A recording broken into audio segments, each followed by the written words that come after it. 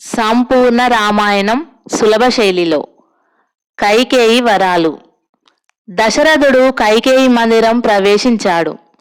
ఆమె అభ్యంతర గృహంలో ఉందని తెలుసుకొని అక్కడికి నడిచాడు.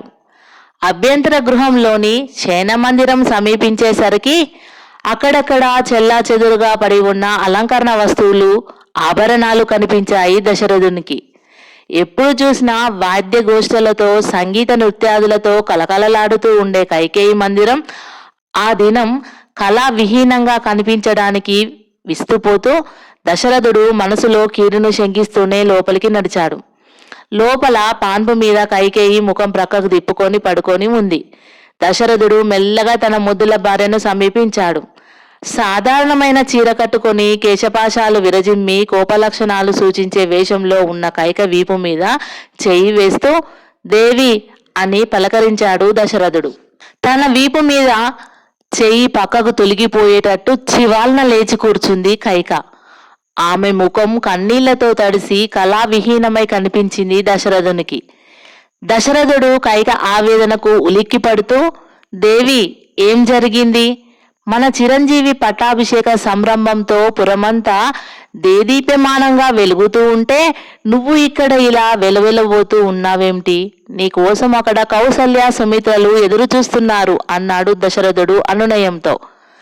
కైక కరకు చూపులను దశరథుని మీదికి ప్రసరింపజేస్తూ, ఎందుకు? ఎంత త్వరగా నన్ను తమ దాసిగా చేసుకుందామా అని ఎదురు చూస్తున్నారా అంది. ఏమన్నావు? కౌసల్య, సుమిత్రలు నిన్ను తమ దాసిగా చేసుకోవాలనుకుంటున్నారా? దేవి, ఏమిటి నువ్వు మాట్లాడుతున్నది? నీకు మతిభ్రమణ కలగలేదు కదా అన్నాడు దశరథుడు ఆందోళనగా కైకను చూస్తూ. మతిభ్రమణ నాకెందుకు కలుగుతుంది మహారాజా? వయసు మళ్ళిన వాళ్ళకి కలగాలి గాని అంది కైక. ఆ మాటలు దశరథుని మనసును గాయపరిచాయి. అయినా తన బాధను బహిర్గతం కానివ్వకుండా లోపలే అణుచుకుంటూ, కైకేయ రాజనందని, ఇక కొద్దిసేపట్లో మీ పితృదేవుల రాజధాని నుండి చిరంజీవులు భరత శత్రుఘ్నులు రాబోతున్నారు. సాయంత్రం రామచంద్రునికి పట్టాభిషేకం జరగబోతుంది. ఇప్పుడు ఉన్నట్లుండి ఈ నిష్ఠురాలాపనలు ఏమిటి దేవి? ఎవరి వల్ల ఏ అపచారం జరిగినా ఈ శుభ సమయంలో దానిని మన్నించమని నీకు బాధ కలిగించిన వారి పక్షాన నేను కోరుకుంటున్నాను. అలుక విడిచిపెట్టి నువ్వు సంతోషంగా ఉండు దేవి అని మరింత అనునయంతో అర్థించాడు దశరథుడు. కైక పాన్పు నుండి లేచింది. మహారాజా, ఈ అనునయ వాక్యాలకేమి గాని పూర్వం మనం దేవదానవుల యుద్ధంలో పాల్గొన్నప్పుడు మీరు నాకు ఇచ్చిన వరాలు జ్ఞాపకమున్నాయా అని అడిగింది కైక. ఎందుకు లేవు దేవి? అప్పుడే ఇస్తానన్నాను, కానీ నువ్వు అవసరమైనప్పుడు కోరుకుంటానన్నావు అన్నాడు దశరథుడు. ఇప్పుడు అవసరం ఏర్పడింది, అడుగుతున్నాను, ఇవ్వండి అంది కైక. దశరథుడు తేలికగా నిట్టూర్పు విడిచాడు. నా వెర్రి దేవి, నీ కోపానికి అసలు కారణం ఇదన్నమాట. అడుగు, సంతోషంతో ఇస్తాను అన్నాడు దశరథుడు. అయితే వినండి. ఒక వరం ప్రకారం రాముడు నారచీరలు కట్టి 14 సంవత్సరములు వనవాసం చేసేటట్టు మీరు ఆజ్ఞాపించాలి అంటుండగానే దశరథుడు విభ్రాంతుడై ఆపాదమస్తకం చెల్లించిపోతూ, ఏమన్నావు? ఈ మాటలు మాట్లాడుతున్నది నువ్వేనా అంటూ వెర్రి చూపులు చూడసాగాడు దశరథుడు. కైక కఠిన స్వరంతో, నేనే కైకను. 2వ వరం ప్రకారం భరతుడు అయోధ్య నగర సింహాసనానికి పట్టభద్రుడు కావాలి అంది. దశరథుడు అదిరిపడ్డాడు. పాన్పు నుండి లేచి నిల్చున్నాడు. కైక, నువ్వు నన్ను పరీక్షించడం లేదు కదా? ఆ రాముణ్ణి, నా చిన్నారికి అయోధ్యాపుర ప్రభువు కావలసిన సర్వసద్గుణ రాముణ్ణి కాషాయ వస్త్రాలు ధరించి అడవులకు వెళ్ళమని నేను ఆజ్ఞాపించాలా? ఈ విపరీతం నేను వినలేను, విని భరించలేను. ఇది పరిహాసం అని చెప్పు కైక అన్నాడు దశరథుడు దగ్గుత్తికతో. పరిహాసము కాదు, పరీక్ష కాదు. నేను మనస్ఫూర్తిగా నా హక్కు భుక్తములుగా కోరుతున్న వరాలు ఇవి. పాడి తప్పని ప్రభువులుగా, పాడి తప్పని సూర్యవంశులుగా మీ మాటలు నిలబెట్టుకోండి. ఆ 2 వరాలు ఈ దినమే, ఈ క్షణమే అమలు జరపాలి అంది కైక దృఢ స్వరంతో. ఆ తరువాత దశరథుడు కైకను ఎన్నో విధాలుగా బ్రతిమాలాడు, ప్రార్థించాడు. కాని కైకేయి తన పట్టుదలను విడిచిపెట్టలేదు. దశరథుడు ఆగ్రహంతో కైకను చూస్తూ, ఓసి ఘాతకురాలా, నేను ఉన్మాదినై విజయగర్వంతో పరవశుడనై ఇచ్చిన వాగ్దానాలను అన్యం పుణ్యం ఎరుగని చిన్నారి పుత్రుని మీద ఇంత దారుణంగా ప్రయోగించడానికి నీకు మనసులా ఒప్పిందే? పాపాత్మురాలా, నా రాముని విడిచిపెట్టి నేను ఎలా జీవించగలను అనుకున్నావే? నికృష్టురాలా అన్నాడు దశరథుడు. మహారాజా, కైక కంఠస్వరం తీవ్రంగా కంచు గంటలా మోగింది. మీరెలా జీవించగలుగుతారో, మీ పట్టపురాణి ఎలా బతకగలుగుతుందో, మీ ముద్దుల కుమారుడు రాముడు ఎలా జీవించగలుగుతాడో నాకు అనవసరం. నాకు కావలసింది మీరు ఇచ్చిన 2 వరాలు ఇప్పుడే నేను కోరినట్లుగా మీ చేత అమలు జరపబడాలి, అంతే అంది. అదే సమయంలో అంతకు ముందే కొన్ని క్షణాల క్రిందట అక్కడికి వచ్చి కైకేయి మాటలను అయోమయంగా ఆలకించిన భద్రుడు ముందుకు వచ్చి మూర్తిభవించిన శోకమూర్తిలా ఉన్న దశరథునికి నమస్కరిస్తూ, ప్రభు, వశిష్ఠ మహర్షులు తమరిని మందిరానికి వేంచేయవలసిందిగా కోరుతున్నారు. పట్టాభిషేకానికి సంబంధించిన ఏర్పాట్ల విషయమై మీతో చర్చించాలట అన్నాడు. దశరథుడు ఖిన్న వదనంతో అతన్ని సమీపించి, ఇంకేం పట్టాభిషేకం భద్రా, అయిపోయింది, సర్వనాశనం అయిపోయింది. నన్ను కౌసల్యాదేవి మందిరానికి తీసుకువెళ్ళు నాయనా అన్నాడు. దశరథుడు నీరసంగా భద్రుని భుజం మీద ఒరిగిపోతూ, మరొక గదిలో, అన్నయ్య, ఆ వజ్రాల హారం పక్కన ఈ ముత్యాల హారం చాలా అందంగా ఉంటుంది. నీ ప్రక్కన మా వదిన నిల్చున్నంత నిండుతనం ఇస్తుంది అంటున్న లక్ష్మణుడు తనకు దగ్గరగా 2 లలిత కోమలములైన పాదములు కనిపించడంతో ఉలిక్కిపడి చిరునవ్వుతో, ఓ, మాటల్లోకే మా వదిన వచ్చేసింది అన్నయ్య, ఇక నేను వెళ్తాను. నీ అలంకరణ విషయం మా వదిన చూసుకుంటుంది అన్నాడు లక్ష్మణుడు. లక్ష్మణ, మీ వదిన పక్కన నిలవకపోతే నాకు నిండుతనం ఉండదంటావా? రాముడు చిరునవ్వుతో సీతను ఓరగా చూస్తూ అన్నాడు.